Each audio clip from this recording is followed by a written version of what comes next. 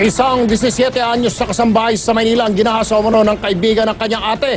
Habang sa Cebu naman, isa pang kasambahay naman ang kasamang nasunog sa bahay ng kanyang amo.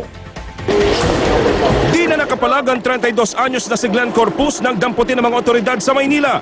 Inaresto si Corpus matapos umanong gahasain ng 17 taong gulang na kasambahay na si Joy, hindi niya tunay na pangalan. Kwento ng kapatid ng biktima, isinama ng suspect si Joy para makita ang matagal na nitong nawawalang ate. Hiningan pa raw siya nito ng 1,000 para ipasahe. Pero ang inaakalang pakikipagkita, nauwi sa pag-check-in sa motel sa Santa Mesa, Maynila. Hindi naman niya alam yung hotel dahil bago na po siya dito sa Manila. Aminado ang suspect na may nangyari sa kanila ng biktima. Pero giit niya, hindi niya ito pinilit. Nahaharap si Corpus sa kasong rape at child abuse. Ginising ng naglalagablab na apoy ang mga residente ng barangay Banilag, Cebu pasado alas 2 ng madaling araw. Nilamon ng apoy ang bahay ng isang retired Colonel Marciano Farcon. Kasamang natusta sa sunog ang kasambahay na si Cornelia Tagalog. Habang pinaghahanap pang isang kasambahay na nakilala lang sa pangalang Aubrey. Posibleng problema umano sa kuryente ang naging sanhi ng sunog. Ingat-ingat po tayo, malapit na ho ang Fire Prevention Month. Ang ibig kong sabihin, dahil magsa-summer ho, mas madalas na po ang mga sunog. Kaya konting ingat. Samantala, kapag tinawag ka nga naman ng kalikasan, kahit sinong astig, mamimilipit, babae man o lalaki, tomboy, bakla. Kaya naman ang fixer ng bayan, sinolusyonan ang kawalan ng matino at mabangong banyo sa lansangan. Heto na ang ang problema mo.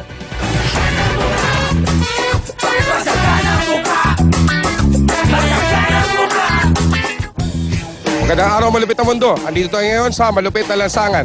Okay, upang bigyang solusyon ang mga problema ng ating mga mamamayan. Napansin nyo naman, may nakalagay dito, underpass po ang tamang tawiran. Pero itong mga to ay tumatawid sa hindi tamang tawiran. Ano problema mo? Wala nga po. Alam mo ba na bawal tumawid dyan? Sunod, tawid kayo sa underpass ha. Para gumanda naman yung Pilipinas natin. Disiplinado ha. Hanap tayo ng magandang problema dito. Okay, ito si Kuya. Kuya, ano pangalan mo? Bong. Usually ba, anong problema nyo dito? Anong problema mo? Sir, yung ian, sir. Wala. Ian? Oo. Oh, bakit? Kasi pag mapanghi.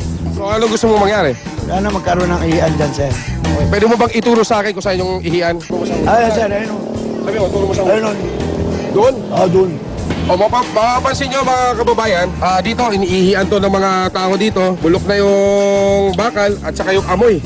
Mapanghi talaga yung amoy. Okay, kuya, halika dito, kuya. Dito, sa anong problema mo, instant solusyon kay Sabayton. Okay? Gagawa natin ng paraan yan. Game ka ba doon?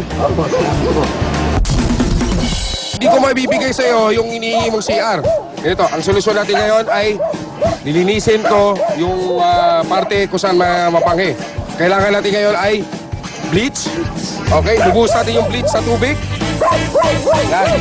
At syempre, kailangan natin ng walis. Walis. Okay, lilinisan ko muna, kuya.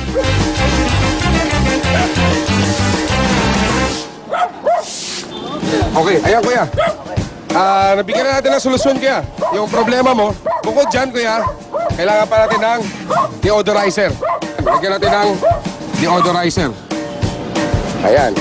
Dito sa anong problema mo, instant solusyon kay Sabayton sa anong problema mo. Bango na ba? Palakpakan, babango na.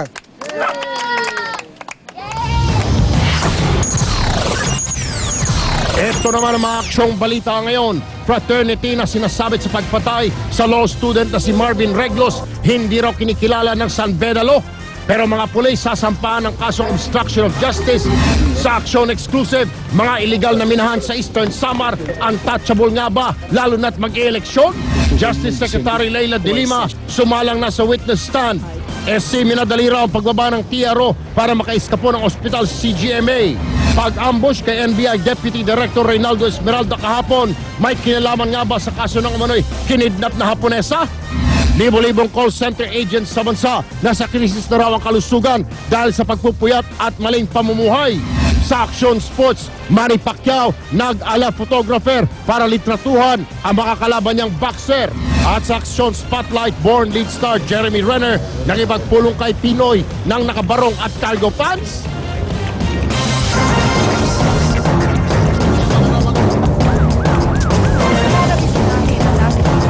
Partner, mga kapatid, simula So whether or not sasagutin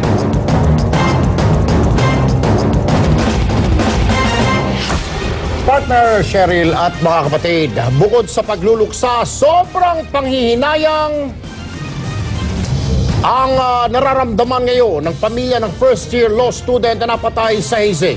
Bukod sa nag-iisang lalaki, panganay pa pala ito at siyang inaasahang makakatulong sana sa kanilang pamilya. Erwin, kasama naman ang pamilya sa paghingi ng hustisya ang San Beda community. Itinuturing na nga nilang underground o hindi legal ang sangkot na fraternity. Kaugnay niyan, may live report mula sa San Beda sa Maynila, si Trish Roque. Trish. Erwin, Cheryl, bumuhos ang suporta at pakikiramay para sa first-year law student na si Marvin Reglos, ang estudyante ng San Beda Law na namatay nga sa hazing. I have lost a friend. But most importantly, I have lost a brother. Hindi na iwasan na maging emosyonal ng mga kaanak, kaklase at kaibigan ni Marvin Reglos sa misa at eulogy na inialay sa kanya ng San Beda. Ang ilan sa kanyang blockmates, inalala ang pagiging mabuting kaibigan ng biktima. Marvin was my closest friend in law school.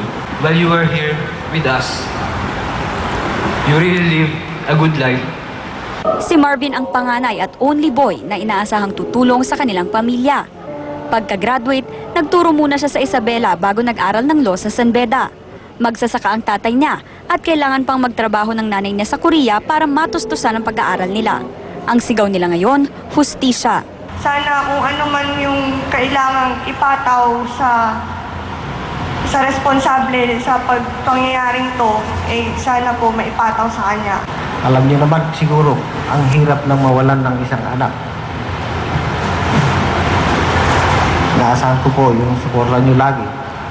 Mismo ang San Beda Law School kinundi na ang insidente ng hazing. Sa katunayan, itinuturing nilang underground o hindi kinikilala ng eskwela ang Lambda Rho Fraternity na responsable sa pagkamatay ni Marvin. Any system of brotherhood that employs violence, intimidation, they are not recognized in this school. Handa rin daw ang San Beda na makipagtulungan sa investigasyon ng otoridad. Bumuo na rin ng komite ang law school para imbestigahan ang mga sinasabing sangkot na estudyante na hindi na raw pumasok simula na mangyaring insidente. Membership in any unrecognized organization that employs violence, intimidation, force in any of its ceremony will be expelled from the school. Cheryl, sa ngayon ay dinala sa Oro Funeral Homes yung mga labi ni Marvin Reglos para i-autopsy. Ibabalik ito mamaya alas 7 ng gabi dito sa may San Beda Abbey para mapaglamayan pa ng kanyang mga kaibigan at kaklase hanggang bukas ng umaga bago ito dalhin sa Isabela. Inaasahan naman na darating yung ina ni Marvin galing Korea sa mga susunod na araw bago mag-weekend. Cheryl? Maraming salamat, Trish Roque, nagulat live mula sa San Beda sa Maynila. Malakas ang kutob ng Antipolo PNP na hindi nag-iisa si Marvin Reglos sa mga nabiktima ng hazing sa Antipolo noong linggo. Kasabay nito, ikinakasa na rin nila ang demanda laban sa kolehiyo ni Reglos dahil hindi raw nito sa pakikipagtulungan sa investigasyon. Ikwento mo, Alexa Reyes. Sa pagkamatay ni Marvin Reglos dahil umano sa hazing noong linggo, nagsususpetsa ang Antipolo PNP. Posible raw na may iba pang kasama ang biktima na namatay din sa ginawang initiation rites ng Lambda Rho Beta sa Antipolo. May nakasulat kasing numero sa t-shirt na suot ni Marvin nang matagpuan ito. May number siya na 1 at nakalagay, I love Fuji 1. Fuji yan, di ba? Kaya maaaring may ano pa yan, may number 2, number 3. Number 4. Hawak na rin ng pulis ang transcript ng mga text message na nakita sa cellphone ng dalawa sa mga nahuling suspect na sina Eric Castillo at Boji Yap. Galing sa isang RJ Gregena ang dalawa sa mga text message. Ang una, sinasabing walang magsasalita. Hindi magsasalita, yan ang order. Burahin lahat ng message ASAP. Burahin din ito, sumunod kayo. At news blackout, tandaan. Ang isa pang mensahe, galing sa isang Jufali Abdullah. Nakasulat dito, lahat ng message tungkol sa initiation pakibura sa mga cellphone at pag tinanong kayo kung sino ang mga officers, wag nyo ipagsasabi. Kasama sina Gregena at Abdullah sa mahigit kumulang 20 sospek na pinaghahanap ng mga pulis, karamihan sa kanila, mga law student ng San Beda College, Alabang. Magsasampa naman ng kasong obstruction of justice ang Antipolo PNP sa San Beda College sa Mendiola dahil hindi raw ito nakikipagtulungan sa investigasyon. Piniprepare na po namin, papile po namin yan sa Manila City Prosecutor Office. Ayon sa source ng News 5, ilang miyembro ng Lambda raw ang hindi na pumapasok sa klase simula noong Lunes. Hindi na rin daw sila naglalagi sa mga dati nilang tambayan. Taong 1971 ang itatag ni Jose Boji Cabochan sa San Beda Law School, ang Lambda Rho Beta Fraternity na ang ibig sabihin ay Law of the Red Brothers. Kabilang sa mga sikat na miyembro nito sina Oriental Mindoro Governor Alfonso Umali at ang dating congressman ng Catanduanes na si Joseph Santiago. Ang sorority nito ay ang Lambda Rho Sigma, kung saan isa sa mga co-founder at miyembro ay si Justice Secretary Leila De Lima. Alexa Reyes, News 5. Susunod sa aksyon, libo-libong call center agents na sa krisis na raw ang kalusugan dahil sa kanilang unhealthy lifestyle. Paid advertisement na nagdedetalye sa umunay undeclared assets si Chief Justice Renato Corona. Sino nga ba ang may pakana? At boxing champ Manny Pacquiao nag-ala photographer nang makaharap ang makakatunggaling si Timothy Bradley. Mayweather gusto pa rin daw makalaban ni Pacman?